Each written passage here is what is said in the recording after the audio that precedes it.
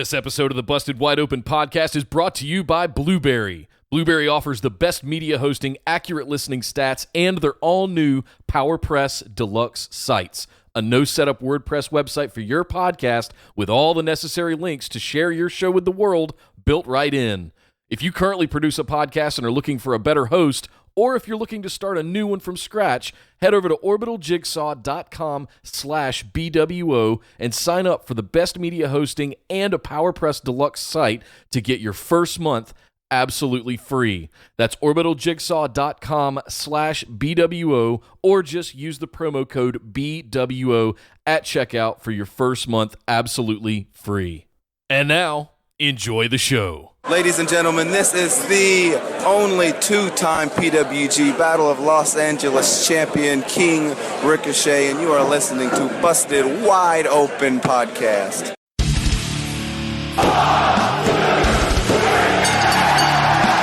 You're listening to the Busted Wide Open Podcast, dropping the elbow on the hottest topics in sports entertainment and the world of professional wrestling.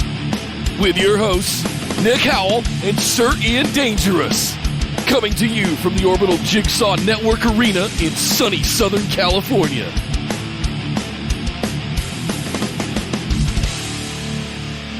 Welcome back to the Busted Wide Open Podcast. But if this is your first time joining the show, I'd like to welcome you to episode number 196.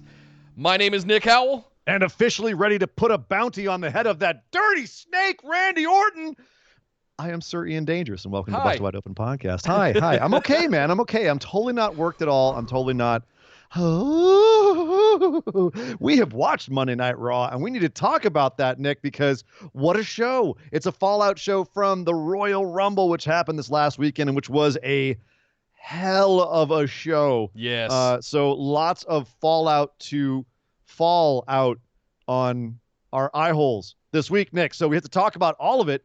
If you have not watched the Rumble and or Monday Night Raw, you probably want to do that first and go back and watch our stream that we just finished on our Royal Rumble recap and analysis. Big mega recap that we just did. Yeah. It was one of the better pay-per-views. So listen to that. Listen to that first, because stuff happened. Yes. But we will recap Monday Night Raw for you, as well as give our opinions on what happened. Plus, Nick, you were at New Japan New Beginning in Durham, North Carolina last night, and apparently stuff happened there too. Yes, it did. We will definitely get into all of that stuff because it was 1,000 times better than I expected walking into your typical Armory, American Legion kind of setting.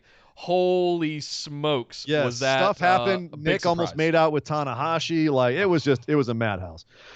Plus we've got our news, but Nick, let's do our housekeeping. Let's get that out of the way. Let's tell everybody where they can find us and how they can interact with the show. And then we'll get in and discuss the Graps. Yes, guys, always come and join us in the Facebook discussion group. Just search for Busted Wide Open on Facebook. You can find us there. Like our page and send us a join request, and we'll get you right into the group with the rest of the phenomenal ones. You also want to get into our Discord server, hang out with that community for live chats all throughout the week on every single show. You can find links in the description below here on YouTube if you're watching, or if you're listening, you can find it pinned to our social media profiles, as well as the links in the Orbital Jigsaw post as well for each episode.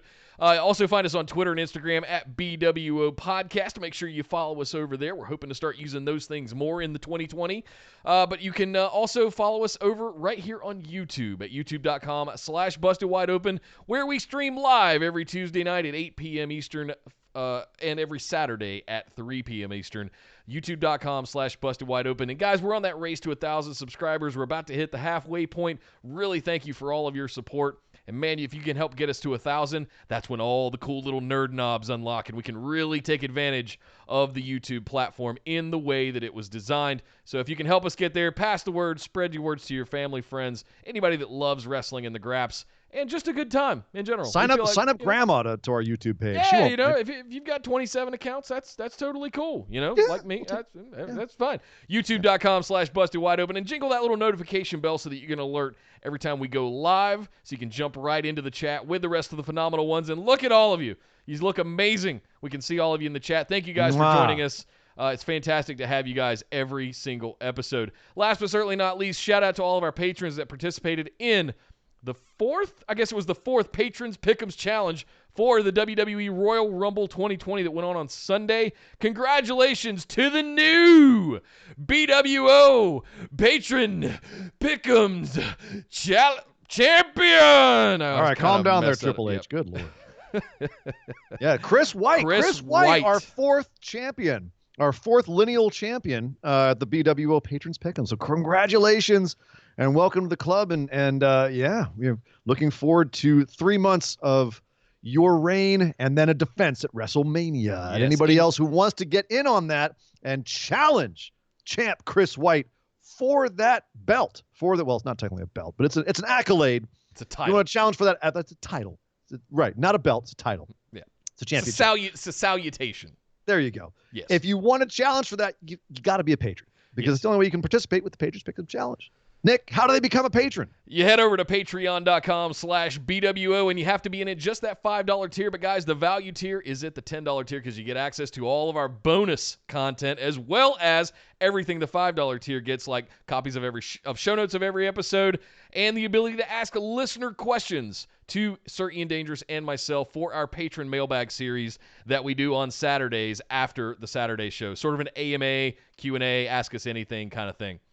But patreon.com/BWO if you want to get in on some of that. Ian, man, the fallout definitely continued from Royal Rumble this week over on Monday Night Raw.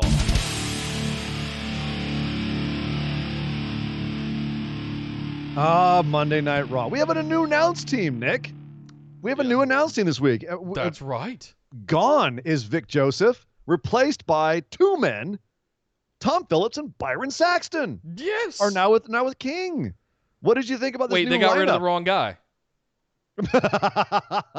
I don't know. Vic never really landed for me. He was always kind of a little awkward. I liked him, but he just was kind of awkward. Well, he was off making corn dog commercials with Lacey Evans and her daughter, I guess. Yeah, which right there is the kiss of doom. She can't even win a match after doing that. But I'm down with this. A lot of people were commenting on Tom Phillips' voice not being very good. Guys, he lost his voice this weekend. He's surviving off of Ricola right now. Like, give him a break. See him next week. Leave Tom Phillips alone! And we both came around on Saxton after a while. I think this is actually going to be a pretty good lineup. Certainly better than just Vic Joseph and King being awkward and having no rhythm whatsoever. No. Already felt a lot better this week. But, Nick, we're not here to talk about announcers. No.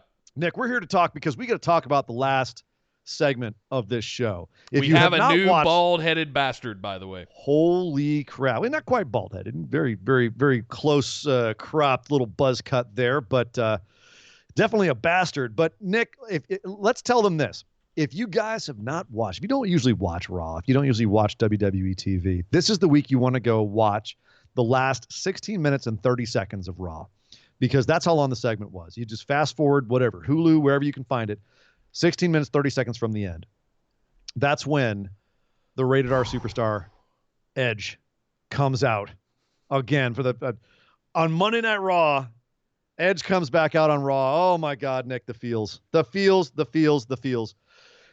He came back out and cut a absolutely amazing promo. I was crying again. I cried in 2011. I cried again when he's coming back. Not going to lie, got a little dusty in my house, too. I'm not going to lie. A little bit emotional over here, Nick. But, yeah, it was great. He basically came out and said, I missed you guys. Everyone chanted, you still got it. He said, you're damn right I do. I felt every single word he said, man. He came out and explained what the hell he's doing back, which is basically he started feeling good a few years ago. He started investigating what would it take to get back, and he didn't get into specifics of it, but we can kind of guess what it would have taken. He basically said, I got in the best shape of my life at 46 to be able to come home. And here he is. His exact quote.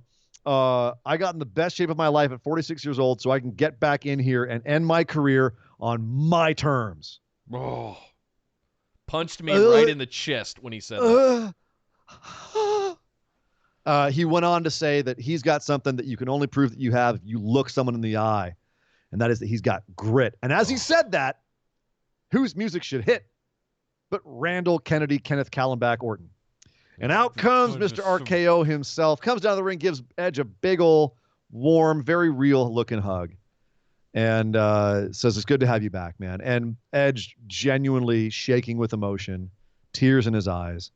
And Randy saying, back in the day, I have a bit of a self-destructive personality, and going up and down the road trying to make towns, you, Edge, were the one guy I could turn to no matter what hole I dug myself into, and you would get me out of it. And it was a very, very emotional moment. He said, what do you say, the hell, just for old time's sake, we get Rated RKO back together? And the crowd, screaming, yelling, having a great time. It's wonderful. And then he RKOs him out of nowhere. Randy Orton RKOs Edge. Edge lying on the ground, stunned. Randy Orton goes and gets a chair.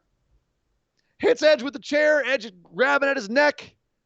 Everyone in the audience staring in disbelief. Braun Strowman falling off of Nick's microphone. Nobody can believe it. And then Randy Orton took his time at this point because he was like, what's he going to do next? He put Edge's head in between the chair. Like, is he going to stomp on it? It looked like he was going to get on the top rope and stomp on him and break his neck. But he didn't. He got down. It looked like he was going to leave. But he didn't leave. He ran back around. He grabbed 2 chairs and he put Edge's head on top of one chair and he concertoed him on the chairs in the middle of the ring. And then he sat back and looked at his handiwork as Raw went off the air. And the entire time, of course, Randy Orton getting down Edge's face and talking real low to him, like saying something really spooky. It was a damn uncomfortable segment, Nick. It was fantastic. This is everything we want in our wrestling. Oh my God. The psychology and the storytelling of this entire segment without saying a word after the RKO. Commentary shut up too. Not a word, thankfully. Thank you. Dude, didn't say a word. They made this so uncomfortable. It was excellent. Perfectly executed. The camera shots as well. And as much shit as we gave Kevin Dunn and his production team for cutting away from Edge's entrance at Rumble and the first spear and all of that, the camera shots to the crowd of just where they're just aghast, people like horrified. No, Children no. children like looking around in horror at their parents, like, this isn't supposed to happen. Grown men just staring, eyes wide, jaws on the floor. The two women looking at each other like, this is really wrong. Like, I'm not cool with this. Knocked it out of the park. God, so good. Over the fence, into the water. This is, the heat on Randy is nuclear as of right now. And you know what, Nick? They just made a WrestleMania match in 10 minutes. There's their legacy exhibition that they always try to do. They did it, and congratulations, just hand the keys of the kingdom to Randy Orton because he just did it. It was awesome. Fantastic. And what a way for Edge to come back, have a nice 3-month run to Mania, and then, probably end up he's already in the Hall of Fame, isn't he? Edge is in the Hall of Fame. Or is it Edge and Christian? I can't remember if it's like they have them as a team or if they I don't know if he's 2-time. It's interesting. Let us know in the chat if you guys know off the top of your head. I'm confused as if it's an Edge and Christian team or if it's just Edge by himself. If Edge and Christian isn't in the Hall of Fame, that they should be. Christian should be in the Hall of Fame too. I mean, let's be clear. I think it is just Edge now that I'm thinking about it. Because we always talk about why isn't Christian in there. That's right. Yeah. At any rate, this segment, absolutely horrifying, wonderful. Shout out to Andy Nelson, one of our listeners who I was talking to last night at the bar, whose daughter apparently was in tears at this segment.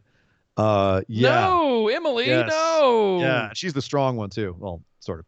But yeah, so she's this segment worked beautifully. It got me heated. It was, Randy, you son of a bitch. So yeah, this fantastic stuff. And it all also hinged on the fact that Edge came out and created such genuine emotion on the stick in the first place. Yep. So yeah, just took the opportunity, took the ball, ran down the entire field with it. So we're off to this. Edge was taken to a medical facility, stretchered out of the ring and put in an ambulance after the show went off the air. That's some more good stuff right there. So nothing more to say, Nick. This was excellent. Yeah, Josh in the chat said it would be like Shibata coming back and taking a concerto. Brilliant analogy. That's exactly the kind of feeling that we were having. Like, no, not his neck. No, not his head. Oh, God, no. I feel so bad for Shibata, because in the middle of all of these people in WWE who were told, like, hey, Sheamus, you should retire. Hey, Daniel Bryan, you can never wrestle again. Hey, Edge, you can never wrestle again. Shibata's over there going, could I come back? And the doctor's like, no. No, we spent all our money on Hiromu. Yeah. Yeah, Hiromu came back. Yeah, Hiromu comes back. And Shibata's like, well, he did it. Can I come back? No, Shibata. You had a brain aneurysm. Stop it. Hematoma, bro. Oh. It's different. This is all neck stuff. You messed up your head. Right. You headbutted a guy. Until your brain exploded. Stop. You're done. Anyway. Albert with $1 in the tip jar. Thank you very much, sir. Albert. Thank you, brother. Much love. So great segment to end the show.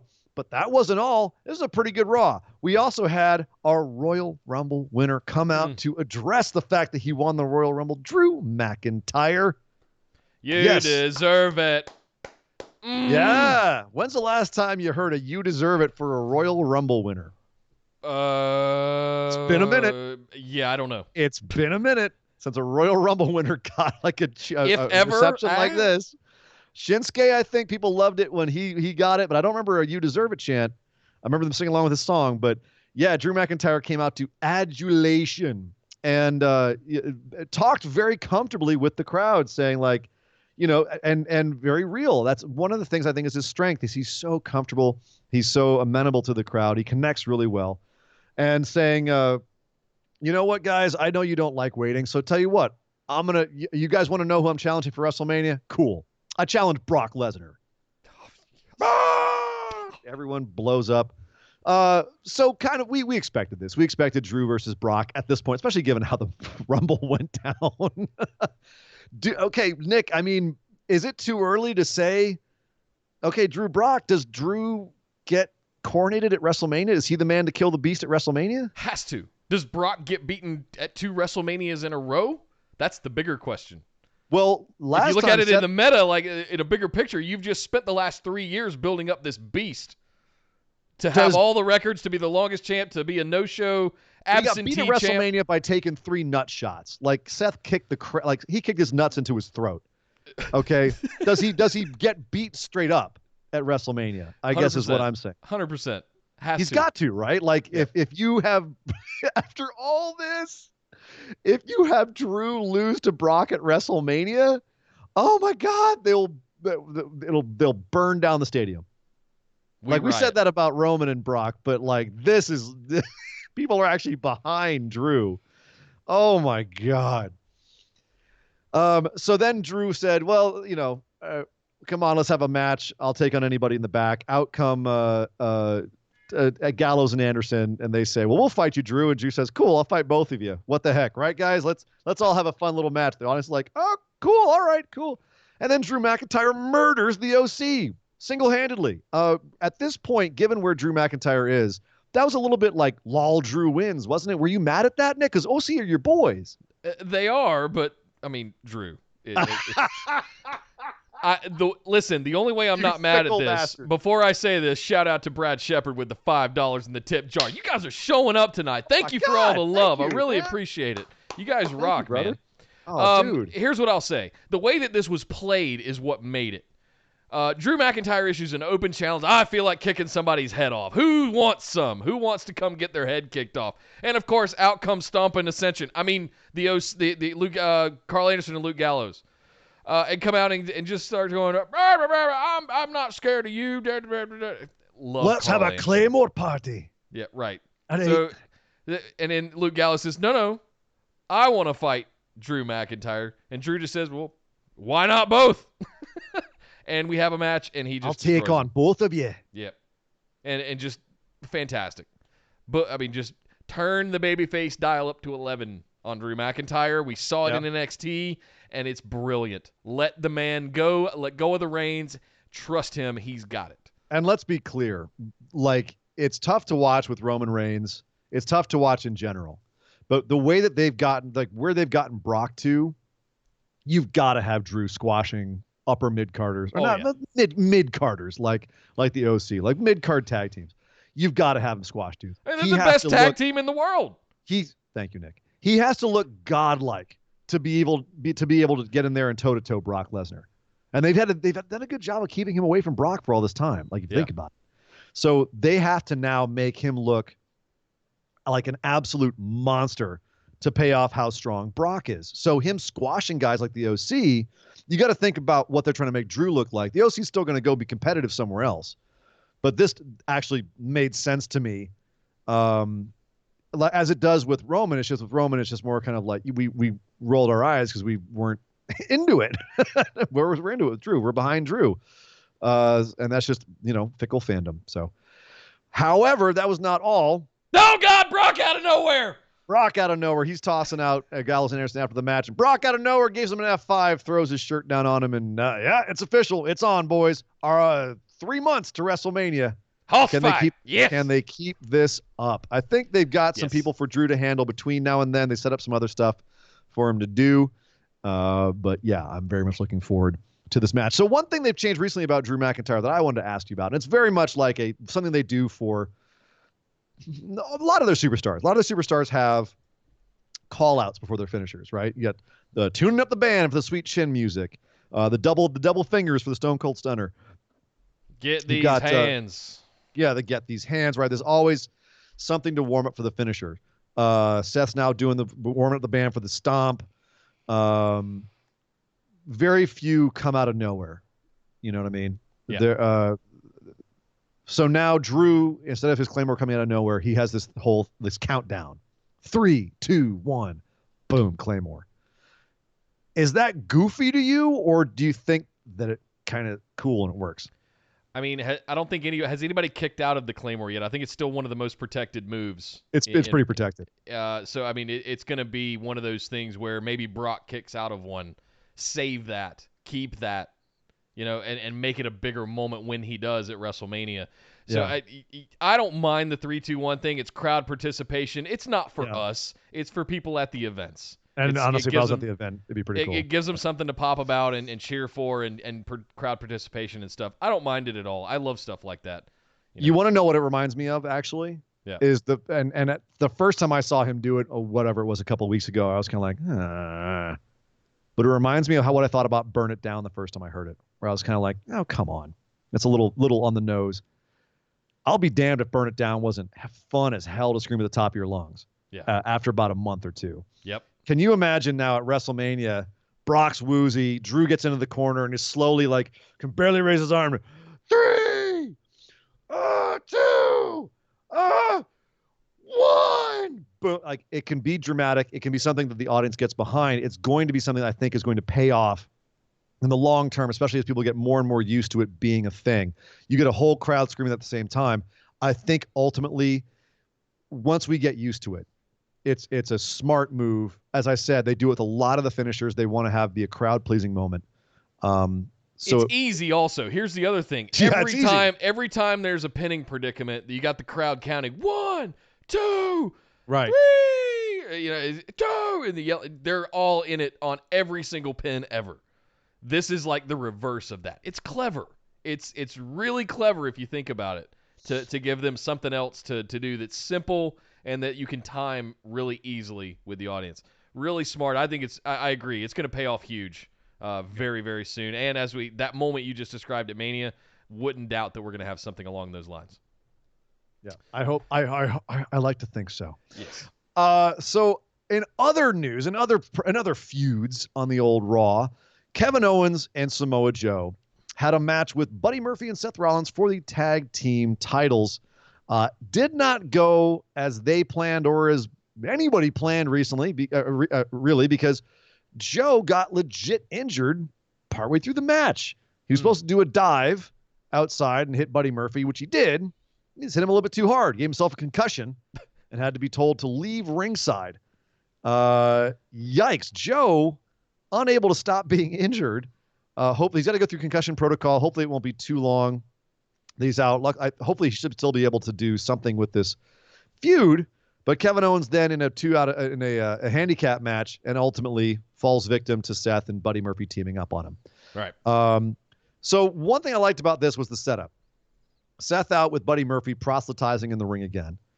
And Owens and Joe out at the top of the ramp telling him to shut up. And him saying, let's have a match. And them saying, oh, yeah, we know you're going to have your boys AOP come out and interrupt our match. And he says, no, they're back in the locker room. They said, oh, are they? Yeah, they are right there on the Titantron. Sure enough, there's AOP back in the locker room. And they said, well, you can pre-tape stuff. How do we know they're really there? And Seth goes, hey, AOP, say something to Kevin Owens. Are you calling me a liar? Yeah, don't ever call me a liar. I like that nuance to his character. Don't ever call me a liar. And Kevin Owens says, oh, so they really are back there. Seth goes, yes, they're really back there. Kevin Owens says, good. Now we know where to find them. And out of nowhere, Viking Raiders come in and start brawling with AOP back in the locker room. Love it. Nick, this was great because how rarely do we see smart baby faces in WWE? How many times are they Very rare. Normally it's just them fighting upward against all odds and that kind of stuff. And this is really clever. Yeah, so it was really nice to see. Maybe it's because Kevin Owens and Joe were like halfway to being heels anyway. Right. That they were able to do this, but whatever. That was a really nice touch. And also makes me wonder, are we going to see a continuing feud with AOP and Viking Raiders? Because we were worried that Viking Raiders were going to get kind of shoved to the side after losing the titles to Rollins and Buddy.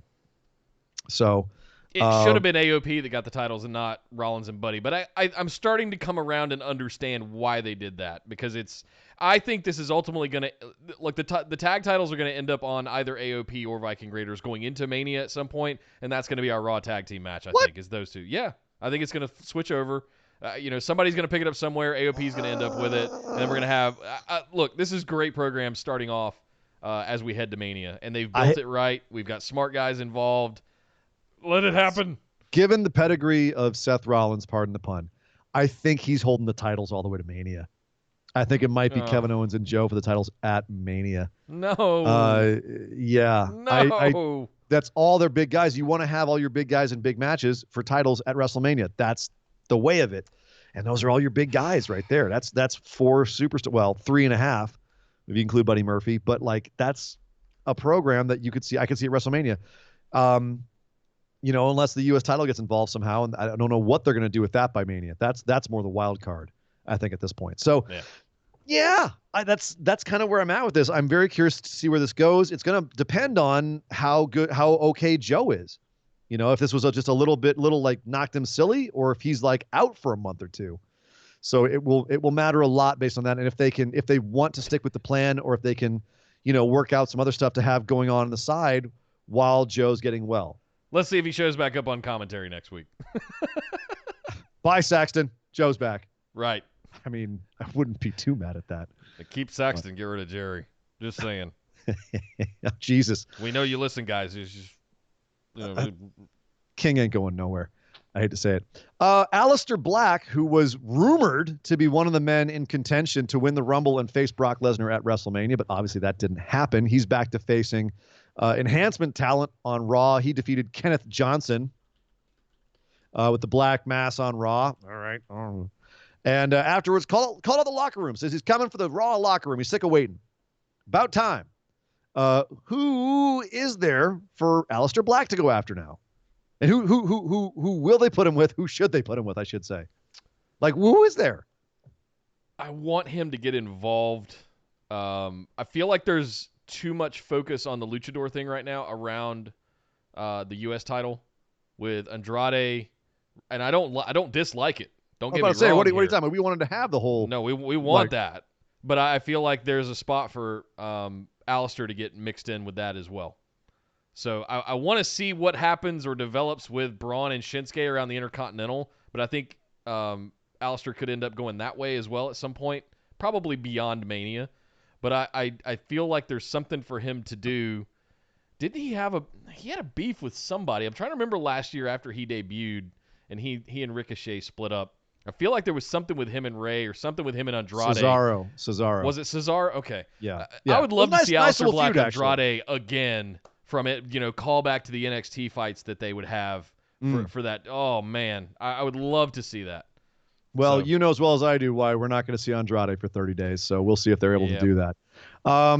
One moment that I kind of jumped around the notes here, but one thing we got to talk about, too, is the other Royal Rumble winner, and that's Charlotte Flair. Mm-hmm. She came out to announce who she was going to be facing at WrestleMania, and she said, I will be having a match at WrestleMania for a championship. For a championship, yeah. And What's championship, Charlotte? No, not going to tell you. Just going to go have a match with Asuka now. Asuka came out screaming at her, and they had a match which was saved by Kairi Sane. Charlotte had Asuka in the figure 8. Looked like she might tap out. Kairi saves the match. Charlotte gets beaten down after the match. All right. Match was, frankly, kind of irrelevant. Yeah. What is going to happen with Charlotte Flair at WrestleMania? Where is she going? Who's she facing? Well, what's happening? There's a little bit of fun, and I don't think this is going to happen. There's a little bit of fun talk happening that could she challenge Rhea Ripley for the NXT Women's Champion? Or sorry, Nick, just the NXT Championship. Stop yourself. That's not a little bit of fun talk. This is major, like nearly confirmed rumors that there's. So I hadn't made it that far yet. This is news to me then. So wow, okay. It's now like news. The plan as of right now. So it's not just ringside news talking about this. It's actual no, news. Wrestling Observer, PW Insider, PW Torch. Like this is legit. The plan is Rhea Ripley at WrestleMania. And if you look back at Survivor Series, who pinned Charlotte? Rhea Ripley. So they're setting up. There's actually rumors that Charlotte may actually be at NXT this week. So all y'all in the chat earlier who were there go Nick's nipples. Oh boy. God, they're huge. Yep. There for all of you earlier who were like, why is Charlotte winning the Rumble? This is crazy. She's gonna face Bayley. This is it's gonna be terrible. They screwed everything up. What was Rhea Ripley versus Charlotte Flair at WrestleMania? What now? What y'all thinking now? Because that's got my ears pricked up. Yeah. If you know what I'm saying. Something else, that's not my ears. That's 3 women's titles you could conceivably have, not including the tag titles at WrestleMania. It means you could have Charlotte and Rhea for the NXT. You could have whatever's happening with the SmackDown title, whether that's Baszler going in there to kill Bayley or whoever has it at the time. Lacey, if Lacey takes it off of her, but Lacey Evans and Baszler, and it's just a murder. That would be fun. And then Becky versus whoever, either Shayna could come back and have a little more beef with Becky saying, you never beat me. I beat you. We never really beat each other. So it could be Shayna, Becky at WrestleMania and Bayley versus, I don't know, whoever, if that still happens. I don't even know what the hell's going on with the SmackDown Women's title at this point. But all I know is Charlotte versus Rhea sounds real good. Yeah, it does. Right now. Sounds real good. Sounds like a lot of fun. So yeah, that is the news with that. Speaking of the U.S. title, Humberto Carrillo had a rematch with Andrade Cien Almas. I thought we were done with this whole rematch clause thing, Nick. What happened here? I don't know. I guess that at some point, Andrade has failed his WWE wellness policy, or he took some tests and he failed something, and he's got a 30-day suspension. Yeah. I think it's interesting here that they didn't pass, with that in mind, that they didn't pass the belt over. And you could say it's because he's Mr. Flair. You can say it's because it's only 30 days, first offense, all that stuff. I feel like it's a missed opportunity to have paid off something that I think a lot of people wanted to see happen on the night after the pay-per-view. Like, we see this from time to time where we have a title not change hands on the pay-per-view, but you save it for Raw the next night. I think this was like... I hate that. I know. I do too for the most part, but I think this one would have worked. Well, so here it might have, except that one thing we were saying on the show itself was that are they slow playing Carrillo? Because the end of this match, where Zelina got involved, caused the DQ, Carrillo is on the records as winning the match, but then he doesn't get the title, and he was pissed off, and he ended up giving Andrade a hammerlock DDT on the concrete, which is probably the reason that they say he's out for 30 days, right? Is he's injured. That, right there, the crowd was kind of meh about this whole thing. They were getting into the match because, obviously 2 great workers, but they weren't really behind Carrillo until that point. And then they were like, yeah, boy, get him. So that might have been part of the plan there, is getting people behind Carrillo as a babyface. And if that's the case, it might be working. I might be able to get behind WWE's logic here, which is a tough thing to say. So that might be what they're thinking. It's going to depend on what they decide to do with Andrade while he's out. If they strip him of the title, which they haven't said yet, or they're if not they going say, to, from what I understand. I believe that has been said. Okay, I haven't seen either way. But if they do leave it on him and he's out for 4 weeks or whatever it is, something in the rules that says first offense and only 30 days. Blah blah blah. They make whatever. They make those up as they go. But that's okay. fine, whatever. If he does keep it, like they could conceivably write him off TV for 4 weeks and have this come back later. It just might take a little bit of the steam off of it, which sucks. Yeah, we just saw it happen with Rude, and his return was fine. Everybody had forgotten about it, Exactly. And it also depends on what they get busted for. You know what I mean? Like he's not getting busted for like kiddie porn or anything here. It's oh god, probably no. Probably something relatively minor. We would like to think 30 days is probably a minor offense. So then a couple other little notes about Raw. MVP is back on Raw. Lost to Rey Mysterio, but he's back. If you watch the Hulu edition, you didn't see that, but yeah, he's back. He just had a match with Rey Mysterio and lost. So welcome back, MVP. You're right where you left. Is this an indicator of the MVP Hall of Fame potentially? As a last run to Mania. Yeah, right. Oh man, talk about the tale of two superstars. Edge comes back and everyone's crying and we're freaking out. And it's like, oh yeah, MVP. Yeah, here he is. MVP's back. Oh, I lost. A lot of people are like, who? Poor guy. Poor guy. I got some love for MVP. It's just I loved the Batman gear on Rumble. That was fantastic. Also, Mojo Rawley debuted his new offensive lineman, Riddick Moss.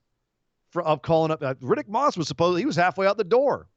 I'd heard his contract negotiations were going south, but I guess they convinced him. Now he's on main roster. He's hanging out with Mojo Rawley and helping him defeat No Way Jose for the 27 title. So I don't know if that's a good thing or not. Kind of ignominious, but hey, at least he's on main roster, getting that main roster money. So we'll see what happens with this. Apparently R-Truth came out dressed as a cheeseburger, trying to win his title back, but didn't happen for him. But yeah, Mojo Rawley is defending the 24/7 championship with the help of Riddick Moss. I'm honestly not mad at those two pairing up, to be honest with you. And nice to see Riddick Moss doing something as opposed to, warming the back of the PC. We also had Liv Morgan versus Lana. Okay. It was a match. It was there. But Bobby Lashley and Rusev were banned from ringside. Okay. Okay. Honestly, Liv looked good. Lana was there. She wore the same thing she wore last night. The Captain Marvel gear. Right. Yeah. Whereas, so you were saying that MVP looked like Batman or Black Panther. I apologize. I'll retract. It's Black Panther. Yeah, there you go. Yeah. I don't know, man. I was gonna say Liv Morgan looked like she was wearing Black Cat from Spider-Man. If we're doing cosplay stuff here. I don't know. She gave a middle rope flatliner to Lana to win this match. I thought it was pretty cool looking. So that was cool. I liked it. Yeah. But she beats her clean. Okay. Is there any? I mean, is this feud still going on? Is there any legs to the feud whatsoever at this point? Whatsoever. Are they going to make out at some point? Weren't they supposed to be lovers? Oh, come on. So they just going to wrestle in a match? There's no drama between the two of them since we saw them fight at the wedding and Liv called her out for having being a lover. Where's the story in this? They just showed up and had a match. I want some General Hospital in my wrestling drama. I need some telenovela action here, guys. So amp me up for this. Make me care. Because if this was a General Hospital, it would be resuscitation. This is just it's just flat at this point. Yeah. No one cares. Yeah. Speaking of no one cares, Eric Rowan. Once again out to beat an enhancement talent with his iron claw. He's got a cage. Thing in there bites him. All right. The best thing about this segment was the fact that Eric Rowan's shirt watch. Oh, Rowan's shirt watch. Eric Rowan. Cattle decapitation. My boys, cattle decap. That's your stuff. I don't even. Militant vegan metal. They are brutal as hell. They are brutal as hell. I love me some brutal stuff. And they are brutal. There you go. Yeah. Yeah. They're most of the way to Cannibal Corpse. Yeah, that's good stuff. So, yeah, a lot of love for Cattle Decap over here, man. Nice to see them getting represented by Mr. Rowan, and that is it. Yes. You know what I will mark out for Nick. Speaking of brutal stuff, what's that? When Eric Rowan comes out wearing a Brand of Sacrifice shirt, then I will truly mark out. They're like a new band that I'm totally into right now. Is Brand of Sacrifice, and their new album God Hand out last year. Fantastic brutal stuff. Just a little bit of Ian Dangerous recommendations of the brutal metal. I'll throw a nod to one that Triple H has introduced via NXT, and that's Wage War. They used that song live. I've had you play that one in the bar. Yes. And I've been listening to some of their other back catalog stuff, and it's hit or miss. Like some of it's a little too under oath metalcore early 2000s kind of stuff. A little. But some of it, man, there's some good songs in there. I'll have to send you some more. They have some moments. They have some moments. It's not your speed. I get that. No, it's a little too wimpy for me. Yep. All right. Wow. That's it for Raw. That tells you everything you need to know right there about Certain and Dangerous, folks. I like the hard shit. But guys, that was Raw. We are not done yet though, because I went somewhere pretty special last night. Nick went to New Japan, New Beginnings. All right, so I guess I get to give you a play-by-play for once here of what went down. My goodness, Nick. Oh, this was fantastic. So I need to tell a little bit of a story here, as I like to do. So I bought tickets. There was different tiers. There was the $35 tier, which was like the cheap seats in the back, which the cheap seats in the back of a bingo hall is not really the cheap seats. It's fine. Then there was the $50 tier, which is what I got because all the other ones were gone. I had to get that one.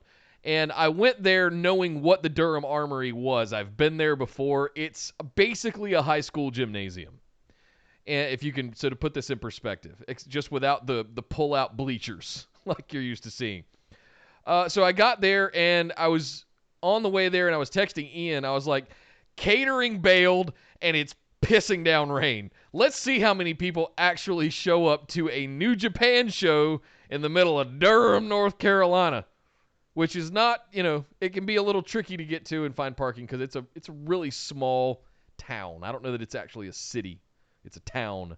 But we got there, and there were people lined up around the block, and I was like, okay, this might be all right. And I get inside, and it's your typical little local venue that you would imagine. Probably seats 300 to 500 people max. There were probably 300 to 400 people there. There were some empty seats, but, it was great. We opened up the show with Colt Cabana and Toru Yano coming out and having a little bit of a kind of kicking off the ceremonies sort of thing. And they had a special kid come up that had some hard times. He had fallen and went into a very long-term seizure, was in a coma for 3 months, had fully recovered after like 18 months. And they let him come up and toss 4 T-shirts out to the crowd. The kid did? The kid did, yes. They let him come up and, with Toru Yano and Colt Cabana in the ring, it was a blast, and the crowd was great about it, everything. And then we heard a little metal guitar sound, and Tanahashi comes out in top of the show.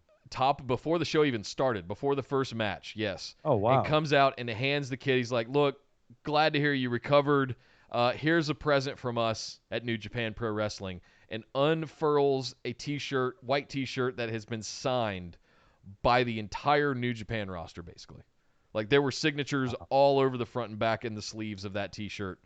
What a treasure. What a great moment for the kid. It was great to see Tanahashi. We got to do a little air guitar before even the first match, but ended up kicking things off with Yujiro Takahashi and Mysterioso. And Pimp Club. What's that? Tokyo Pimp Club. Pimp Club, yes. No Peter, I assume.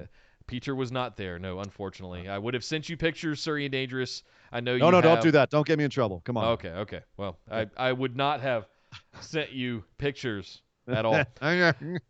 Yujiro pretty handily handles Mysterioso. It was a fun match, a couple of high spots, but not much to write home about as far as that's concerned.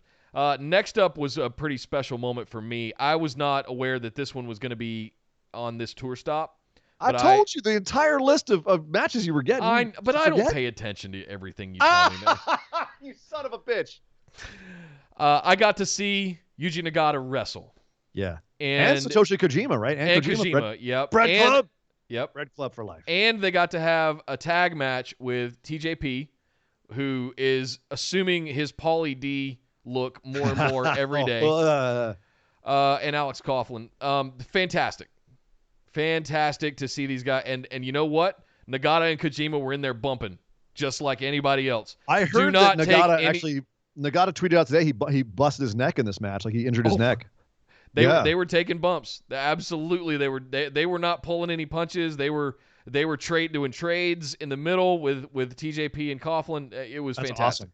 So yeah, seeing the blue trunk standing ringside like that. I think I posted a picture in the discussion. You did. I got a big blue Justice butt on my on my text thread. Tights wedgie and all. So yeah, man. Enjoy that. The next up we had probably what was one of the most fun matches of the night. For sure. This is a very close one.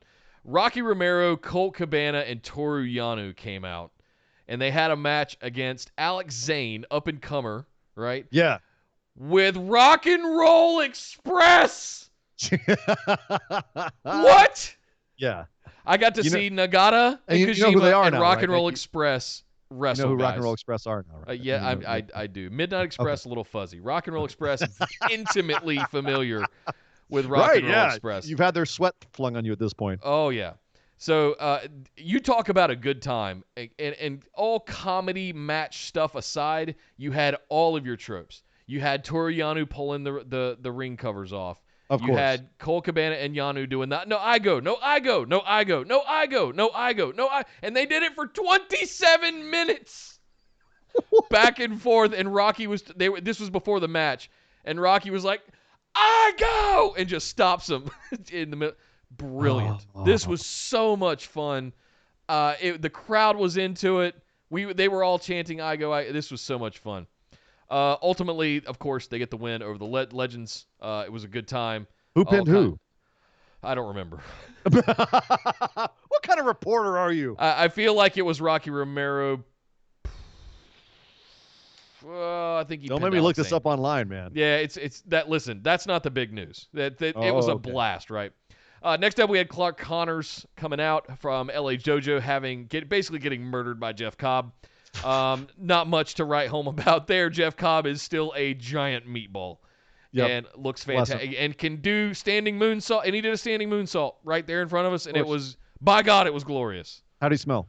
I don't know. I didn't get close enough, unfortunately. Oh, too bad. Too bad. It wasn't like PWG where you can go up and meet and greet beforehand.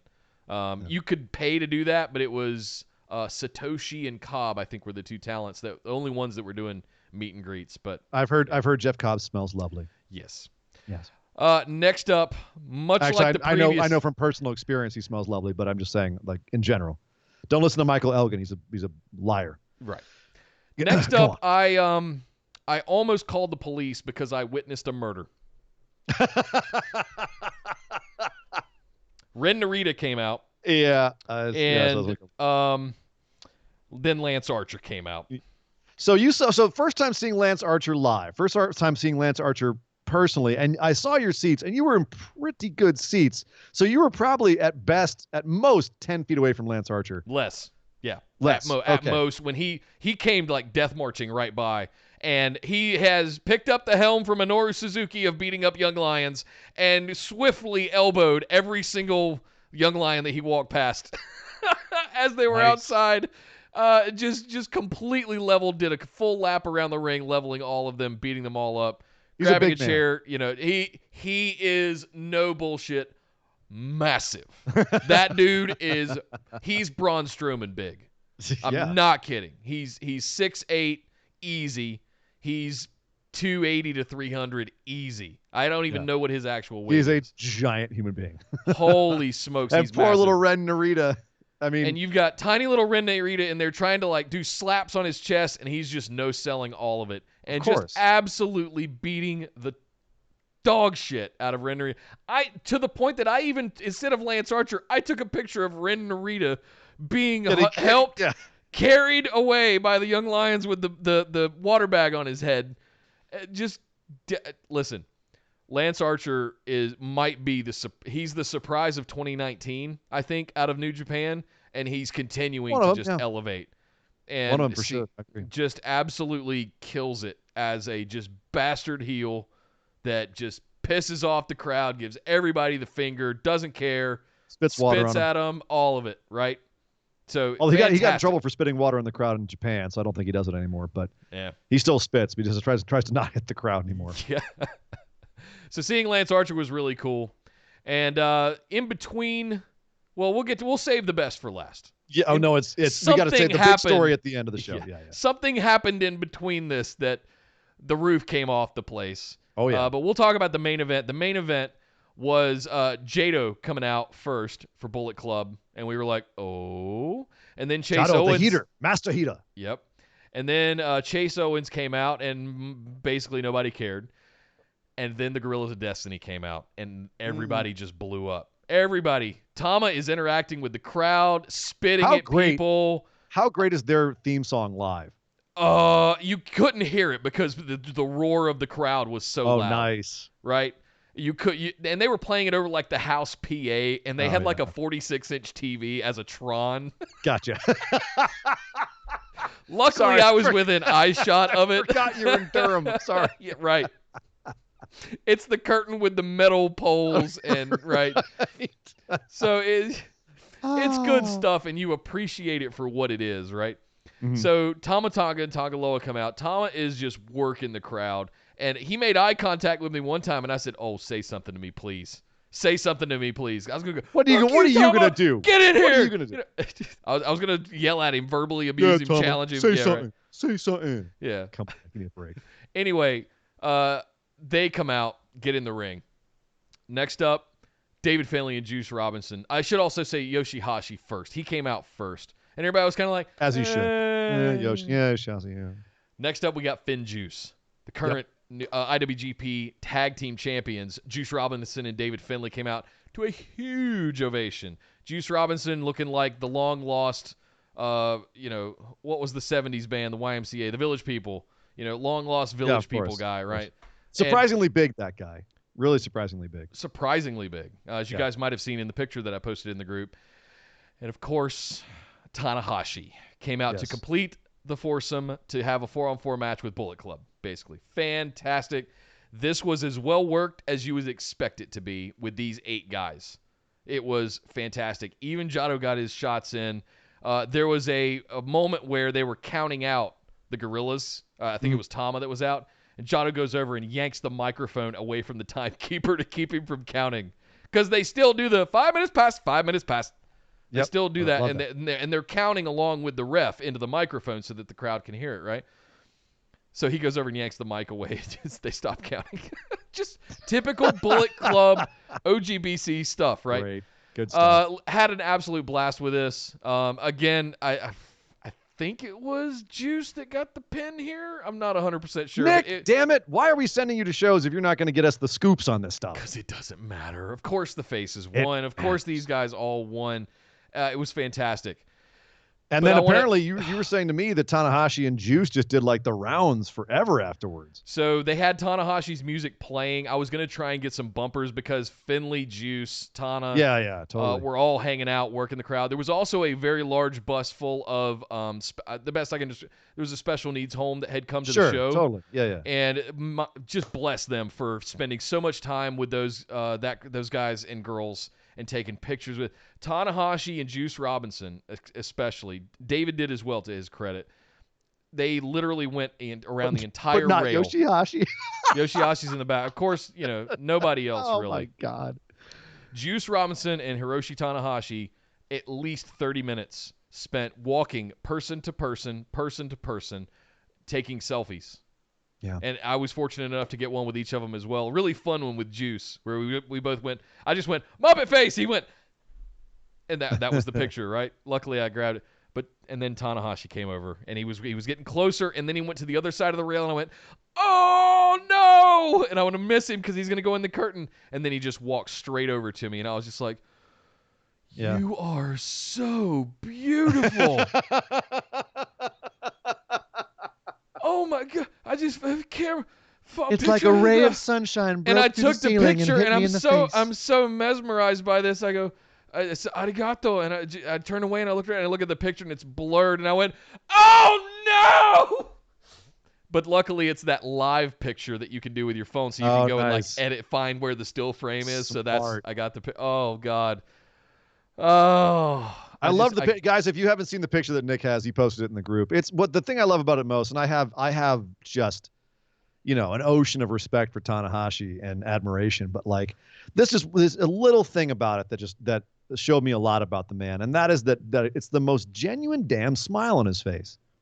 Like, here he is in a little tiny place in Durham, North Carolina. And for half an hour doing this in every single picture, his little hand thing that he does, right? And I mean, he's how many years in his career? He has nothing left to prove to anybody. He has no reason to have to come across the ocean to this little tiny place in the middle of nowhere and take pictures with people, and all of a sudden this hairy ogre wants to take a selfie with him, and he's going to give him the same big happy smile that he gives to someone that he's known for years. Yeah. Come on. Listen, that's I didn't even tell you about the ending. After the match, after the Bullet Club had run off, they did a 4-way air guitar in the ring. With Tanahashi grabbed a mic and said, Raleigh, in the most broken English, but he did such a good job. He tried so hard. And Juice even saved him at one point. But he said, thank you for coming. Thank you for supporting New Japan. Everything that the face of the company you would expect would say, right? And then he broke out. He said, what do you say? 4-way air guitar? And he opens up air guitar cases and starts pulling out fake guitars and handing them to Yoshihashi Juice Robinson and David Finlay, and they all have the air guitar session, and then they all hand them back to Tanahashi, and he throws them into the crowd. Like, I'm such a sucker for that kind of stuff, man. I love it so much. And then they go around and they take pictures with everybody. And you talk about just like beaming and seeing a side of the group of guys that you hadn't seen before. You're only going to see that in the local shows. So if you listen to this and I'm not speaking in hyperbole, it's $50. It's better than any pay-per-view you'll pay for on TV. The experience of going and seeing something in a little venue. If you're in Miami, it's on tonight in Miami, I believe. In any of the cities where they're doing the New Beginnings tour. Probably on right now, so maybe a little late, but support it. Support it. Go to one of the shows. Sure. It's worth every penny. It's worth every single second. So, two questions, Dick. Quick. 2 questions. One question: do Invisible Man and Invisible Stan know that Tanahashi stole their guitars? I don't think so. Okay. Second question: what the hell was this big thing that happened right before the main event? Whoop whoop. What? Marty freaking Skrull showed up. Really? Was in Durham, North Carolina. In Durham, North Carolina. The only indication we got was it was before this final main event match. Right. And we heard the burr, that hum at the beginning of his music, and we saw on our little 46-inch Tron, we saw the black hat with the feather, and then we saw the white mask, and you could hear the, you could hear the crowd just revving up, and then there's no way. What? How? What? Then you hear the boom, boom, whoop, whoop, and you hear the few people that know it start whooping, and he burst through the curtain, and the roof came off of that place. And it was like, oh my God! Yeah. Gets in the ring and just cuts a quick promo, says, hi guys, and you're going to be seeing, I know I've been all over the place, but you're going to be seeing a lot of the villain in New Japan. It is so good to be back in a New Japan ring, and you're going to be seeing a lot of Marty Skrull in New Japan in 2020. Wait, he's now doing Ring of Honor. He's booking for Ring of Honor. And he's also working NWA. He's got a match with Aldis. And now he's saying he's going to be doing a lot of New Japan? Best of Super Juniors, Marty Skrull? Damn, Marty. In a couple months? AEW who? Right. Marty's doing just fine out there on his own. Right. Mother of God. So what was it? What was his big announcement? Was it just like, I'm going to be in New Japan? No, he said he's here specifically because coming up in a couple of months, on April 4th, Ring of Honor is holding their Super Card of Honor event. Correct. And he wants to put his stamp on that event, and he's calling out a challenge to the very first guy that was announced for Ring of Honor's Super Card of Honor, Switchblade Jay White. Marty Skrull in Durham, North Carolina at an Armory show challenged Jay White at Super Card of Honor. Lovely. And I saw it, and you guys, hopefully you saw the video. I did put it up on Twitter. I'm not sure if I don't think I put it in the group, but put it in the group, damn it. I will. That's what it's there for. I will. Fantastic. Best $50 I've spent in a long time. Definitely recommend it. Oh, so good. 1,000 times better than I expected it to be. I thought it would be a bunch of mid-carders doing tag matches, which to an extent even we did. Even if it is, they're so entertaining. I've been to a bunch of New Japan shows as well, and they're always, even if it is a bunch of tag matches, they always make it entertaining for the crowds. I'm so glad you had a good time, Nick. So glad you had a good time. And you were there, and you were there for a major announcement too. So I was so excited to get back today and share the experience with you guys. So I can tell you're still ramped up about it. I love it. Oh yeah, I'm sweating over here. Good Lord, Marty Skrull. I got Marty Skrull making that big announcements. Holy shit, nobody saw that coming at all. Nope. At all. Nope. Oh, but that's it for New Japan. But we're going to kick things over and talk about our moment of positivity. So I'm going to start calling this the mop. This is our mop. Mop. We got to bust out the mop. Like from Wall-E. Mop. Mop. We're going to bust out the mop and do a little cleaning, Nick, and keep it clean around here. And let's talk about, okay, so I'm going to actually make a caveat. I'm going to make a caveat here because, come on, man. Is there any moment of positivity more positive? Is there any moment that was more amazing than the return of Edge this week? No. No. Well, you're going to use that one. I'm going to use another one. I'm going to say moratorium. Moratorium on the Edge return because, duh. Okay, well, that makes it obviously easy. That's what I'm saying. So, moment of positivity that does not include Edge's or anything to do with Edge because that's just that's about as good as it gets. I'm also going to recuse myself from the Drew McIntyre win. Fair enough. Okay. Because I picked it. My moment of positivity is Otis catching Mandy. It's oh my God. It's blatantly obvious. Why is it always got to be Otis with you? Look, I've been on Otis for 2 years now, and you made fun of me and everybody, and now he's getting moments like this, and don't hate on the man. He's doing his best work right now. I'm not hating on the man. I'm like, of all of the things that happen, you like Otis catching Mandy on his tummy is going to be. If we're not doing Edge and I'm recusing myself from Drew, yes, it's not being caught in the wonderful, like, loving glow of the beauty that is Tanahashi. Oh, I thought sure. It's the whole week, dude.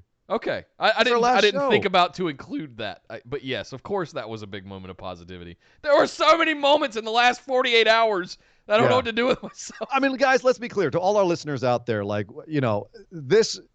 When Nick and I were setting up for our show today, we were both just beside ourselves at how pumped and excited and awesome the last few days have been. Like how much good wrestling, because so often, how many times are we always coming in here on our show and going like, well, WWE let us down a little bit this week, or criticizing WWE. We didn't have a whole lot of that this week. It's been so good, so much good stuff over the last few days, and so much good stuff over the last few months. And it's been getting better and better. Like SmackDown has been a little rough for the last few months, but my God, overall, so much good stuff. I'll throw another one out there. You don't want me to use Otis? Keith Lee getting in and facing down Brock Lesnar. Oh, that's yours. That's fine, you son of a bitch. That's fair enough, man, because that's a great one. Brock Lesnar selling for Keith Lee. Well, our boy Keith Lee comes out at the Royal Rumble, and after Brock Lesnar has been tossing minorities out of the ring right and left for the rest of the match, and Keith Lee comes in. That's a Bruce Mitchell call out right there. Bruce Mitchell was bitching on Twitter about the first half of the Royal Rumble being racist. Keith Lee comes out, and Brock Lesnar not only sells his presence, but then sells for him in this match. Keith Lee is 2 for 2 on main roster right now.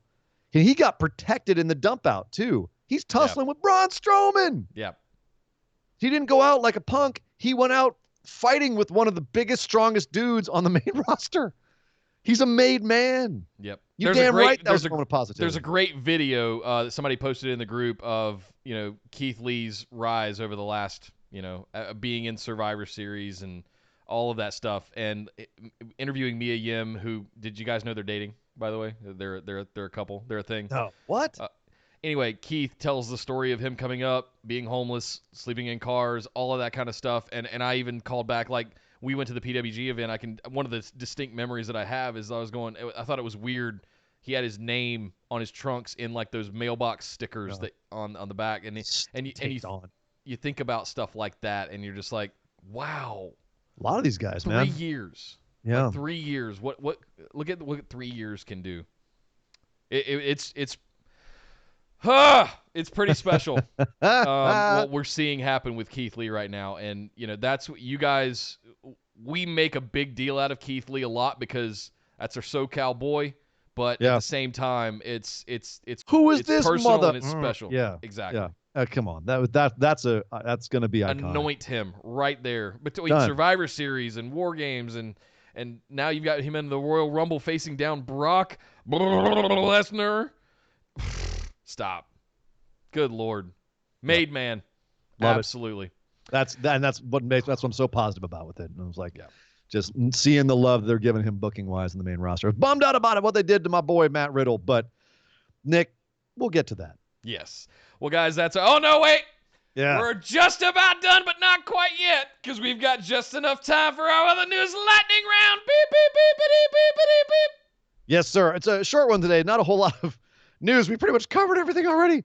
A couple little fun things. One thing, so we got the Super Bowl. Super Bowl's coming up this next weekend, Nick. That never ends. Super Bowl's coming up this coming Sunday. 49ers versus the Chiefs, of course.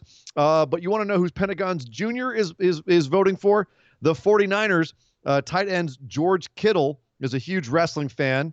And every time he gets a first down, he always throws out the old Cero Miedo. And he was asked where that came from, and he shouted out Pentagon Jr. on national TV to millions and millions of people. And as a result, I don't know if I posted it in the group yet. It's been a confusing day so far, but I'll post it. Pentagon Jr. has a whole 49ers getup now. Like an all 49ers Pentagon Jr. outfit. Nice. And he's all in on the 49ers. So if you are any fan of Pentagon Jr., you'll be going for the 49ers come this Super Bowl. Matt Riddle, we just talked about Matt Riddle being in the Rumble and perhaps getting a bit of short shrift.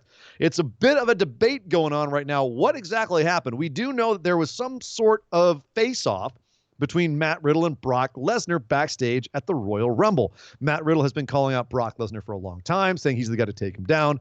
The report that I read said that according to multiple wrestlers who witnessed the event, Matt Riddle was just there, and Brock happened to walk by him and told Matt Riddle to keep his name out of his mouth because Matt Riddle will never get his shot at Brock Lesnar while Brock has anything to say about it, because he doesn't like Matt Riddle's way of doing business, and that's F that. Apparently, Matt Riddle kept his cool. There was never any kind of heated aspect to the altercation, just Brock basically saying, you can go kick rocks, little man. Yeah. There was also speculation that Matt Riddle's quick exit from the Rumble may have been in retaliation to him pissing off Brock Lesnar, but according to every source that I've read, that's just speculation, and that was the plan all along, was to have Matt show up and go out pretty quickly. So it was not punishment. It was just that's the way it was booked, and the altercation with Brock was no big deal. But there's some cameras back there. They caught him and Goldberg, so they caught him and Brock, and I'm very curious to see what's going on with that. They don't miss much. There's also some stuff going around on Twitter where Ciampa had called him "We police our own" or something like that, and he's calling out the locker room for nobody giving him a ride, and like all of that is surfacing now with this heat around, and it makes you wonder, like, has he lost his spot in the locker room? And that's a death people knell. getting pissed off? Are people getting pissed off at Matt Riddle? Is he rubbing people the wrong way? Right. And you start to wonder about it, because he's known for being, a dude that rubs people the wrong way. Bro. So yeah, we will see what happens. It's a pity because he's so talented. It'd be a bummer if his personality got in the way of a potentially enormous career.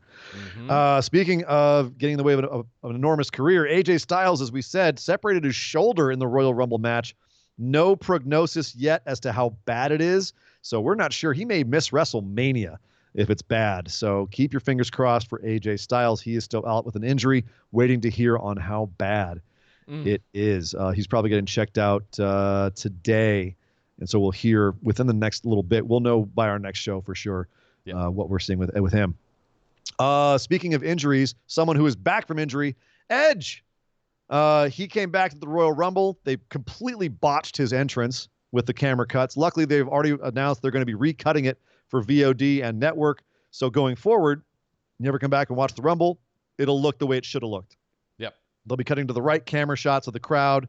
They'll be cutting at the right time, so you won't miss any of his spears or the emotion on his face. So they have announced that. If you do want to see that, they did put the video up. It's called Unseen Edge Return or something like that. I did post it in the group today for you guys. I watched it 317 times. We're sorry for Kevin Dunn cut. Yeah, is what they're calling it. Speaking of Edge, his contract, according to TalkSport, is $3 million a year for 3 years. The boy came back to get paid. He also only has to compete in a minimum of 3 matches a year. That's compete. He has to show up for a minimum of 5 events a year, although he likely will show up for many more. Plus, he has to do signing events and et cetera, appearances. But so he's booked for 5 events or 5 appearances so far this year. Obviously, there will be more. They're paying him enough. But 3 years, Nick, 3 years. That's a really good sign for how much we're going to see our boy. And let's see. Finally, NWA has signed Sean Mooney. Remember Sean Mooney from back in the day in WWE? I do. He is now with NWA. So an interesting replacement for Jim Cornette. I wonder where he'll be fitting in with their current team, given the fact they've got well, not Wade Barrett, but Stu Bennett. Stu Bennett over there right now. So curious where they're going to fit Sean Mooney in. But NWA still making some good old school choices over there. And Nick, that is the news. Well, thank you very much, Sir Ian Dangerous. And thank you guys for hanging out with us for this mega epic 3 hours of wrestling. You guys are baller champions, especially those of you in chat. Thank you for hanging out with us all night here. Seriously, as we guys. broke down the Royal Rumble and Monday Night Raw and other things, and listening to me wax poetic about going to a New Japan event. Thank you very much for that. For those of you listening at home, we have a YouTube channel. I'm not sure if you knew or not, but hey, if you'd like to come in and join in the fun for Saturday and beyond, head over to youtube.com/bustedwideopen, pound that subscribe button, like all the videos that you enjoy, and jingle that little notification bell to get so that next time you get notified and you won't miss it. So it's a really good time. You should come hang out and just let the rest of the phenomenal ones attest to the fact that it's a really good time for you to come out and hang out with us live on Tuesdays at 8 p.m. Eastern and Saturdays at 3 p.m. Eastern. That's youtube.com. It's fun. /bustedwideopen. We are not the rap song. We're a wrestling show. It's not a bad song. It's okay. You can also find us on Twitter and Instagram at BWO Podcast. Make sure you're following us over there. Got some big plans for that in 2020. The place to be is in the Facebook discussion group, though, with the rest of the phenomenal ones and our Discord server. Head over to Facebook, search for Busted Wide Open, and just like our page and send us a join request to get into the group.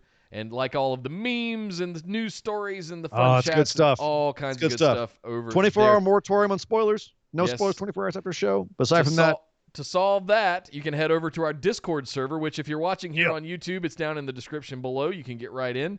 Or you can find links pinned to all of our social media profiles across the board. But that is where the live chats happen now thanks Facebook, for all of the shows throughout the week. AEW, Ring of Honor, NXT, WWE, you name it. And we've got dedicated chat channels and the archives for all past chats. If you want to go back and read along and watch along with some of the older pay-per-views, they're all in there as well. So that's the beauty of the Discord. It keeps all of the history there for us.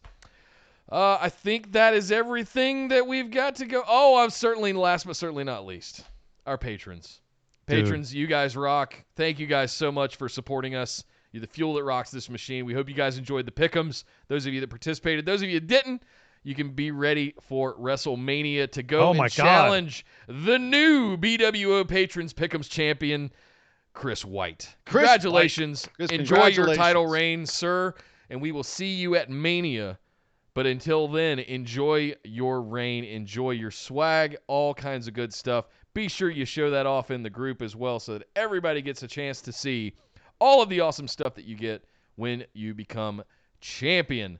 But my name is Nick Howell. You can find me on Twitter at DataCenterDude. And I am Sir Ian Dangerous. You can find me on Twitter at Sir Ian Dangerous. But by God, would somebody stop the damn match? This show is part of the Orbital Jigsaw Network. For more episodes, subscribe to us on iTunes, Google Play, or Stitcher Radio. For details and show notes from each episode, check us out, orbitaljigsaw.com.